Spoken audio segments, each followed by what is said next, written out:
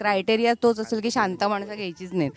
म्हणजे सगळे दांडगट आहेत, सगळे डॅम्बिस आहेत. आमचं असं श्रीमंतांचं लॅविश असं त्यांच्या 3 रूम मिळून आमचा एक हॉल आहे. भात लावणी मी सोडत नाही, त्यामुळे आईला म्हणजे आमच्याकडे माणसं असोत नसोत, पाऊस पडो न पडो, आईचं आणि माझं प्लॅनिंग असं. अजून गमतीशीर गोष्ट म्हणजे माझ्या सासूबाई, इतकी हौशी बाई माझ्या आयुष्यात आहे. आईंचे असे डॉनसारखे फोटो, म्हणजे अशी छत्री गॉगल बिगलवाले.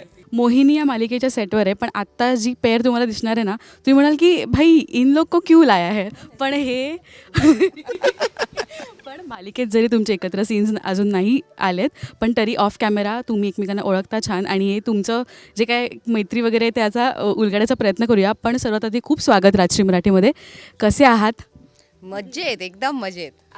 उलटू गरमागरम एकदम मस्त मजेत, हॉट. काल पाऊस पावसाळा पडला आलाय होता ना. तरी गरमच आहे अजून. आणि मी वाट बघतेय की गौरी ताईने आम्हाला सांगितलं की मी छान काहीतरी बनवून आणेन, तो मॉन्सून स्पेशल. तिच्या हातचं अरे ती उत्तम. तुला माहिती आहे का? तेवढं नाही माहिती, पण आता तुझ्याकडनं मला कळलं. तू ऐकशील. आमचे सीनच झाले नाहीत ना, त्यामुळे. ऍक्च्युली तू म्हणाली जरी तरी आम्ही अजून हाय हॅलो टर्म्सवरच आहोत. फक्त एकमेकांची कामं आधी पाहिलेली आहेत, त्यामुळे माहिती आहे की बाबा हा चांगला ऍक्टर आहे, याच्यात बघितलं होतं, त्यालाही सिमिलर असेल कदाचित. चांगल्या ऍक्टरचं नाही माहिती मला. पेस्ट मी तेच बोलणार होतो. मला अपेक्षित होतं हिच्याकडनं हे एक येणार, म्हणून मी कट कॉपी पेस्ट तसंच बोलणार होतो. Yes yes. गौरी ताईचं आधीचं काम तुला कोणतं आवडलेलं आहे आणि काय? ॲक्च्युली मी समीरची तुमची सिरियल होती त्याच्यातच सुंदरा, ते एक प्रॉपर प्राईम मी बघितलेलं. कारण समीरबरोबर मी काम नव्हतं केलं, पण मी आपल्या ओपनिंगच्या वेळेला बोललेलो, मी त्याला ढोल वाजवायला शिकवलेला. कारण गोट नावाची सिरियल होती त्याच्यात, त्यामुळे त्याचे काही व्हिडिओज किंवा तो सिंगिंग छान करतो हे माहिती होतं, म्हणून त्या सिरियलमध्ये मी प्रॉमिनंटली बघितलेलं आहे. त्यामुळे ते एक काम मला आवडलं. आणि आत्ता मोहिनी तर चालूच आहे छान, कारण ते कॅरेक्टर वेगळं आहे आत्ता जे कॅरेक्टर ती प्ले करते. आणि परत शूटिंग आमच्या सिरियलमध्ये जे दिसतंय, तर आम्ही ॲक्च्युली शूट करत असताना तसे अनुभव तिनेही बघितले असतील आजूबाजूचे. सो ते तिला अजून मजा येते करायला कॅरेक्टर, असं मला वाटतं. खूप ड्रामा घडतोय है ना मालिकेमध्ये, ऑफ कॅमेरा नाही मालिकेमध्ये. सो ऑफ आम्ही कॅमेरा ऑफ आमच्याकडे कॅमेऱ्याचं काही खरं सांगतच चांगलं नाही. प्रोडक्शन आहे, हो, पण आणि काहीच drama घडत आमच्याकडे नाहीये. वेगळं काहीच होत नाही अपार्ट फ्रॉम वर्क म्हणाल तर. आमच्या मैत्रीच्या लेवलवर ज्या गप्पा गोष्टी असतात ते वेगळं, पण तसं वेगळं काहीच नाही आहे. खूप छान टीम आहे. है ना, तू ॲज अन ॲक्टर त्याला ओळखत होतीस की याचं काम खूप छान आहे, पण ॲज अ पर्सन खोडकर आहे की तो कसा शांत आहे, गुणी आहे? शांत वगैरे तर अजिबात इथे कोणीच नाहीये. मला वाटतं कास्टिंगचं ह्यांचं पहिलं ते काय म्हणतो आपण क्रायटेरिया तोच असेल की शांत माणसं घ्यायचीच नाहीत. म्हणजे मोहिनीची फॅमिली असो, यांची फॅमिली असो, सगळे दांडगट आहेत, सगळे डॅम्बिस आहेत. आणि एक वॉर तुला माहिती नसेल तर आम्ही आता सांगतो. वॉर म्हणजे ॲक्च्युली कसं आहे ना, की मोहिनीचं घर दुसऱ्या लोकेशनला आहे, हे आमचं घर आहे. तर त्यांचं कसं एक middle class, lower middle class अशी फॅमिली. परत शूटिंगचं म्हणाल तर त्यांची फॅमिली तशी सगळी स्ट्रगलिंग आणि ह्याच्यातली आहे, तर ते घर छोटं वगैरे आहे.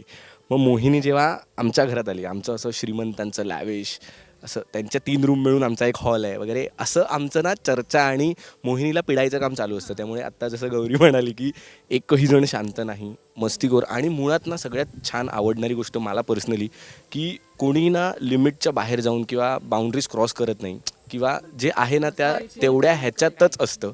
आणि जरी कोणाला वाटलं तरी पण तेवढं एक बॉन्डिंग आहे की आम्ही सांगू शकतो की बाबा मला थोडंसं हे खटकलं किंवा काय, आणि ते तेवढ्याच आप्रुपीने आपण घेऊही की ओके बाबा असं नाही होणार. तर ही आमची जी टीम आहे ती म्हणाली तसं मस्तीखोर, मजा करणारी. हा पण आहे, म्हणजे तो हां, प्रश्न मी होता आहेच. की हा पण काय असं शांत बसून कधी मी बघितलेला नाही. आला तरी अरे हाय हॅलो कधी. सो सगळेच तसे आहेत, सगळ्यांच्या वाईब मॅच आहेत. सो मला वाटतं क्रायटेरिया वाईज सगळ्यांचं कास्टिंग झालेलं आहे तसं. आणि जसं आपण म्हणालो की पावसाळा आला आहे, आज जरी पाऊस पडत नसला तरी पण आता छान लोकेशन मिळालं आहे आणि जिथे असं पाऊस एन्जॉय करू शकतो असं लोकेशन आहे. मला सांगा तुमच्या आयुष्यातली एक अशी मॉन्सून ट्रिप जी कधीच विसरू शकत नाही, खूप दंगा केला आहे आणि खूप किस्से आणि खूप असे किडे केलेत. हे बघ, सगळ्यात महत्त्वाचं मी आहे कोकणातली. माझं गाव तिथे आहे, घर तिथे आहे. खूप वर्ष मान्सूनची तर मी तिथेच काढली. पण जेव्हा मी कामासाठी 2010 पासून मुंबईत आले, तर एक रस्ता मी सोडलेला नाही आहे, तो म्हणजे भात लावणी जेव्हा होते तेव्हा मी घरी जाते पुन्हा. अर्थात माझं बऱ्याच जणांना माहिती असेल की गणपतीचा कारखाना आहे, त्यामुळे आता गणपतीचं काम सुरू होईल. माती येऊन पडलेली आहे गणपतीची, तर त्या निमित्ताने तर माझं जाणं होतंच. पण स्पेशली मी सगळ्यांना इन्व्हाइट पण करते अशा वेळेला की कुणाला, आता प्रत्येकजण हो म्हणतं येत कोणीच नाही, हा त्यांचा लॉस आहे. याच्या आधीच्या मालिकांच्या सगळ्यांनाच मी इन्व्हाइट केलेलं आहे दरवर्षी. तर भात लावणीला मी इन्व्हाइट करते सगळ्यांना. माझं असं असतं की चला मजा येते, चिखलात लोळायचं, पावट्याची उसळ, कांद्याची चटणी, भात भाकरी, पोह्याचे पापड, हे सगळं खाऊया. पण अर्थात खूप शूट चालू असल्यामुळे बरेचदा ते कोणाला जमत नाही. माझी पावसाळी ट्रिप फिक्स असते, कारण दऱ्या डोंगर हे माझ्यासाठी नवीन नाही आहे, त्याच्यामुळे त्याच्यातलं अप्रूप असं काही त्याच्यासाठी कुठे जात नाही. पण भात लावणे मी सोडत नाही. त्यामुळे आईला म्हणजे आमच्याकडे माणसं असोत नसोत, पाऊस पडो न पडो, आईचं आणि माझं प्लॅनिंग असं की भात लावणी कधी करायची, कारण मला जेव्हा गॅप असेल किंवा तिथे होणार असेल तेव्हा मी सुट्टी टाकते. तर यावर्षी आता तुम्हाला पण इन्व्हाइट करते, प्लीज या भात लावणीला. स्पेशली मेलच टाकणार आहे, भात लावणीला जाते मी. आता ही म्हणाली आहे खरं मेल टाकणार आहे, पण मी तिला बऱ्याच वर्षांपासून एका कामासाठी बोलवते, ती अजून आलेली नाही आहे. त्यामुळे आय होप की तिचा मेल तुझ्यासाठी अप्रूव्ह होऊन येईल आणि ती भात लावणीला तिकडे मिळेल. हो मग हीच मैत्री हे असत. येस, माझ्या पण बऱ्याच आठवणी आहेत. म्हणजे तू चिखलात लोळण्याचं वगैरे म्हणालीस ना, तर मी ॲक्टिंगमध्ये प्रॉपरली येण्याआधी मी फुटबॉलर होतो. म्हणजे मी खेळायचो फुटबॉल. तर ते हां, तर सध्या आपलं फिफा वर्ल्ड कप आहेच आणि तेव्हा चिखलात लोळणं वगैरे खूप केलेलं आहे दणक्यात. पण माझ्या कॉलेजचा जो नाटकाचा ग्रुप आहे, आमची दरवर्षी म्हणजे आता ही बरीच वर्ष आम्ही जातो आहे, तर जुलै महिन्यात आम्ही दरवर्षी अशी ट्रिप प्लॅन्स करत असतो मॉन्सूनचे. मग ट्रेकिंग असो किंवा कुठे आउटडोअरला गेलो, फिरलो वगैरे, तर अशा गमती जमती आमच्या होत राहतात. आणि मग तिकडे गेलो की मग जुन्या आठवणी, मग गाणी गाणं, नाचणं, पूल असेल तर पूल, नाही तर ही जसं म्हणाली तसं एक्सप्लोअर करायला आवडतं. त्यामुळे आम्ही बऱ्यापैकी गावखेडे अशीच लोकेशन बघतो की जिकडे आम्हाला डोंगरावर चढता येईल किंवा धबधबे आहेत, अशा सगळ्या गोष्टी करत असतो. तर आहेत त्या मिक्स मॅच आहेत आठवणी. अजून एक आठवण मी अशी सांगेन की लग्नानंतर सगळ्यांचं आयुष्य बदलतं, मुलींचा पाऊसही बदलतो. तर तसा नाशिकमधला एक विशेष पाऊस मला अनुभवायला आवडतो, कारण तिथलं वातावरण, कारण नाशिक माझं सासर आहे. पण त्यात अजून गमतीशीर गोष्ट म्हणजे माझ्या सासूबाई, इतकी हौशी बाई माझ्या आयुष्यात आहे. पहिला पाऊस पडला की साधारण आईंचं असं असतं, आणि जर आम्ही योगायोगाने नाशिकमध्ये म्हणजे मागची 2-3 वर्ष आम्ही हे केलं आहे, टेरेसवर जाऊन आम्ही छत्र्या बित्र्या गॉगल बिगल घेऊन जाऊन मी माझा दीर माझा नवरा आणि आई, डॅडी त्यातले नाहीत, डॅडी आपले पांघरूण घेऊन झोपतात पावसामध्ये. आम्ही चौघं जण जाऊन फोटो काढणं, धमाल लोळणं, काय म्हणजे त्याच्यातही पाण्याचा पाईप धरून पावसामध्ये त्याने विजवणं, आणि सगळी कॉलनी बघत असते, जे कोणी खिडकीतनं पाऊस बघत असतात ते गच्चीवर आम्हाला बघत असतात. पण हे करणं, आणि मी त्याच्यासाठी आई तुमच्यासाठी स्पेशल आहे, तुम्ही हे जे करता फॅमिलीसाठी, माझ्यासाठी आणि आमच्यासाठी, जी हाऊस तुम्ही पुरवून घेता, त्यातनं इनडिरेक्टली जी आमची हाऊस होते ते मी खूप मिस करते. आणि माझ्याकडे फोटोजसुद्धा आहेत त्या गोष्टींचे, की आम्ही इतका मॅडनेस करतो. माझ्या सासूबाई आहेतच तितक्या सुंदर आणि मस्तीखोर, आणि ते कुठेतरी त्यांच्या मुलांमध्ये सुद्धा आलं आहे. त्यामुळे लाजबीज काहीही न बाळगता आम्ही, जसा बॉलिवूडच्या सिनेमांमध्ये दाखवतात ना, पहिला पाऊस हलते वगैरे, सगळं ते लोळी ते सगळं करतो आम्ही. आणि आईंचे असे डॉनसारखे फोटो, म्हणजे अशी छत्री गॉगल बिगलवाले. तर नाही, नको, कारण सगळ्यांचेच तसे फोटो नाही आहेत फेमस करणे एवढे. येस, सो हे सगळं आम्ही करतो, आणि म्हणून पाऊस तर महत्त्वाचा आहेच माझ्यासाठी. आणि कोकण कन्या असल्यामुळे पावसाळा तर महत्त्वाचाच आहे. आणि तू म्हणालीस की फॅमिली आणि नवरा आणि तुम्ही एन्जॉय करता, ह्याच्याही लाईफमध्ये कोमल आहे. तुम्ही आता रिसेंटली ट्रिपवर गेला, तर तिला म्हणजे तुम्ही दोघं सेम आहात का, की पाऊस तुम्हाला एन्जॉय करायला आवडतं की खिडकीतनं बघायलाच बरं वाटतं? दोघांनाही एन्जॉय करायला आवडतं. आम्ही ग्रुपमधनंही जातो, आम्ही इंडिव्हिज्युअली जातो. आता गेल्या वर्षी लग्नानंतर पहिला पाऊस जो होता तेव्हा सेम, म्हणजे तू जसं टेरेसवर, मीही बिल्डिंग, तिकडे आम्ही भिजलो, मग लाँग ड्राईव्हवर जाणं झालं, किंवा मग तिला काय असं वाटलं, मोस्टली आमच्या जवळ बीच, म्हणजे मी राहतो तिथून आमचे बीचेस जवळ आहेत, समुद्र किनारपट्टी जवळ आहे. सो मग तिकडे गाडीने गेलं, गाडी लावली, समुद्राच्या इथे बसलो छान असं.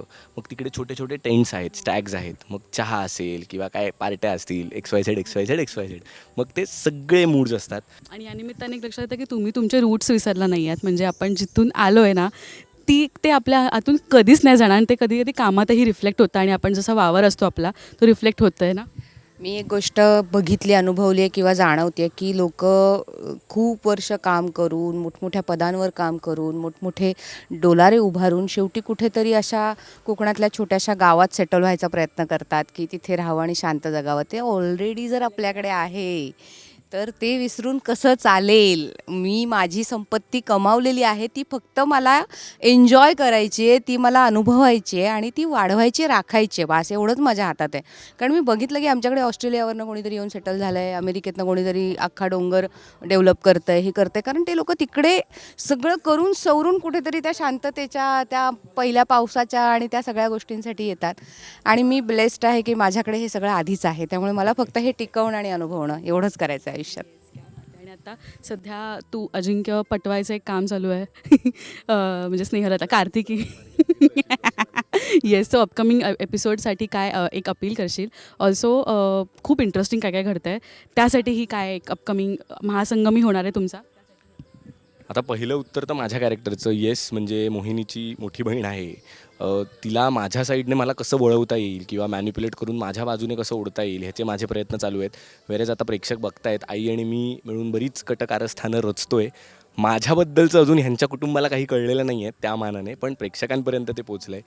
काही मला रिव्ह्यूजही छान आलेले आहेत की काम छान होतं आहे असं, किंवा जे कॅरेक्टर अजिंक्यचं बघायचं आहे लोकांना ते पोहोचतं आहे. महासंगममध्ये वगैरे आता तसं आमचं म्हणजे माझा तेवढा हे नव्हता, त्या पर्टिक्युलर एपिसोडमध्ये माझं काम नव्हतं तेव्हा. सो महासंगमची ह्यांची जी काही गोष्ट घडत होती ती फक्त ऐकून होतं, तर माझ्यापेक्षा जास्त हीच छान सांगू. अच्छा, तुमच्या फॅमिलीतले पण लिमिटेड, म्हणजे मग महासंगममध्ये कसं बाकी सगळा जांगडगुत्ता होता, आम्ही आपले नव्हतो असं आहे. मी अवेलेबल नव्हते, त्याच्यामुळे मग मी नव्हते महासंगममध्ये. पण मी पण माझ्या कॅरेक्टरविषयी ही गोष्ट सांगेन की मी अशासाठी स्वतःला लकी समजते की मागच्या काही मालिकांमधली माझी कामं पाहिलीस तर सतत मला काहीतरी वेगळं कॅरेक्टर करायला मिळतं. म्हणजे वहिनी असेल तरी त्यातली वेगळी वहिनी, बहीण असेल तरी त्यातली वेगळी बहीण. तर पिंकी हे त्यातलंच एक वेगळं कॅरेक्टर माझ्या आयुष्यात आलं आहे की त्याग आणि दुसऱ्यासाठी काहीतरी करणं, सतत स्वतःचं आयुष्य थोडं मागे ठेवणं, आणि हे सगळं करता करता ती तेवढीच म्हणजे ती कधीही अंगावर कुणाच्याही धावू शकते आपल्या माणसांच्या रक्षणासाठी. सो इतक्या क्वालिटीज पिंकीमध्ये मला प्ले करायला मिळतात की प्रसंगी तितकीच हळवी येऊन ढसाढसा रडते आणि प्रसंगी अशी की 4 कानफटात लावून देईन मी. तर आजूबाजूला आपल्या ही पात्र दिसतात असतात, आपल्या आयांमध्ये ते सगळं दडलेलं आहे, आपल्या बहिणींमध्ये आहे, पण बरेचदा ते तेवढं ग्लॉरिफाय होत नाही आणि ते मला वाटतं पिंकीच्या निमित्ताने झालं आहे. दुसरी एक महत्त्वाची आमच्या इंडस्ट्रीतली बाजू पिंकी रिप्रेझेंट करते, ज्युनियर आर्टिस्ट, की वर्षानुवर्ष आपण पुढे असतो आणि आपल्या मागे जो काही महासागर असतो अनेक माणसांचा, जो तितक्यात ताकदीने काम करतो म्हणून आमच्या त्या सीनला महत्त्व येतं. पण त्यांची नावं माहिती नसतात, त्यांचं कधी स्क्रीनवर नाव येत नाही, त्यांना कधी आम्हीही अनेकदा नावाने ओळखत नसतो. असंख्य मालिकांमध्ये कितीतरी अशी माणसं असतात की ताई आपण त्या मालिकेत केलं, ताई आपण त्या मालिकेत. खरं सांगते, हे दुर्दैव आहे, हे मी मान्य करते की नसतात नावं माहिती, किंवा तेवढा खूप कमी टाईमसाठी आम्ही असतो एकत्र, त्यामुळे आम्ही किंवा ते सुद्धा कदाचित चेहऱ्याने ओळखत असतात. अनेकदा आमची नावं त्यांनाही माहिती नसतात की अरे आपण केलं होतं. तर त्या सगळ्यांना ट्रिब्यूट आहे माझ्याकडनं हा, की मी एक ज्युनियर आर्टिस्ट कोऑर्डिनेटरचं काम करते या मालिकेमध्ये. आणि जे कोणी ज्युनियर आर्टिस्ट ज्यांची स्वप्नासाठी ते धडपडत आहेत, स्क्रीनवर काम करण्यासाठी धडपडत आहेत, पण योग्य संधी कदाचित मिळत नाही, किंवा काहींसाठी जी मिळाली तीच संधी आहे अशांसाठी सुद्धा खरंच थँक्यू सो मच. पिंकीकडून तुम्हाला हा ट्रिब्यूट आहे की तुमच्यामुळे आज मला हे कॅरेक्टर करायला मिळतं आहे, आणि त्यासाठी खरंच थँक्यू सो मच ऑल इंडस्ट्रीतल्या सगळ्या ज्युनियर आर्टिस्टना. थँक्यू. माझ्याकडनं आणि आपणही कुठून तरी आलो असतो ना, म्हणजे वे काढत आपला इथपर्यंत. माझं पहिलं काम हे मी एक पत्रकाराचं केलं होतं, जिथे एवढी इतक्या शिव्या खाल्ल्या होत्या मी. सह्याद्रीच्या कुठल्या तरी मालिकेमध्ये एक छोटंसं 2010 साली पहिलं कॅमेरासमोरचं काम, आणि प्रचंड शिव्या खाल्ल्या होत्या. तर तेव्हाही मी ज्युनियर आर्टिस्ट होते. एवढंच काय सांगू तुला, हेही सांगते की अनेक वर्ष काम केल्यानंतर जेव्हा मीडियातला जॉब सोडून पुन्हा मी सुरुवात केली, म्हणजे आधी काम केलं, मग मीडियात जॉब केला, मग पुन्हा कामाला सुरुवात केली, तेव्हाही मी एका मोलकरणीचं काम करत होते एका मालिकेमध्ये, जे छोटंसं काम होतं. त्याच्यामुळे कुठल्या कामामुळे तुम्ही कुठे जाल याचं उत्तम उदाहरण मी आहे. त्यामुळे जे कोणी प्रयत्न करतात त्यांनी प्लीज प्रयत्न करत राहा. आणि आयुषबद्दल एक गोष्ट आहे की भले तो मालिकांमध्ये काम करायचं तरी पण तो नाटकाशी तो लॉयल आहे, तो नाटक करतोय आवर्जून, आणि मी आवर्जून आपण जाऊयात ते बघायला. नाही, ह्याच्याबद्दल मला खरंच म्हणायचं आहे त्याच्यासाठी की काल मी ते ऐकत होते, तो सांगत होता की स्वतः 3 नाटकांची निर्मिती सध्या त्याची चालू आहे. आणि आजच्या काळात ना जे दिसतंय आपल्याला सगळं की छान आहे, स्टेज चालू आहे स्टेजवर, पण ते उभं करणं तितकं सोपं नाही आहे, लोकांना खेचून आणणं तितकं सोपं नाही. म्हणजे आमच्यातलाच एक कलाकार नाटक करत असून सुद्धा आमच्यापैकी किती जणांना जायला जमलं आहे वेळ काढून, किंवा मी नाटक करते, माझ्या नाटकाला कोण आलं आहे. तर हे होतं कारण वेळच नाही अगं कुणाकडे, पण त्यातही धडपड चालू ठेवणं. आयुष, खरंच तुझं कौतुक आहे, आणि सगळेच आम्ही नाटकाला येणार आहे, तुला आम्ही कबूल केलेलंच आहे.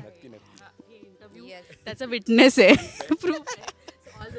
Thank you so much. थँक्यू. आणि सगळ्या मायबाप रसिक प्रेक्षकांना आग्रहाचं निवेदन, आमची मालिका जशी तुम्ही बघताय तशीच बघत राहा, आम्हाला असाच पाठिंबा द्या, आणि येस, आमचं काम असंच लॉयल्टीने आम्ही करत राहू. Thank you so much. 7:30 वाजता कलर्स मराठीवर मोहिनी प्रेमाची फिल्मी कहाणी.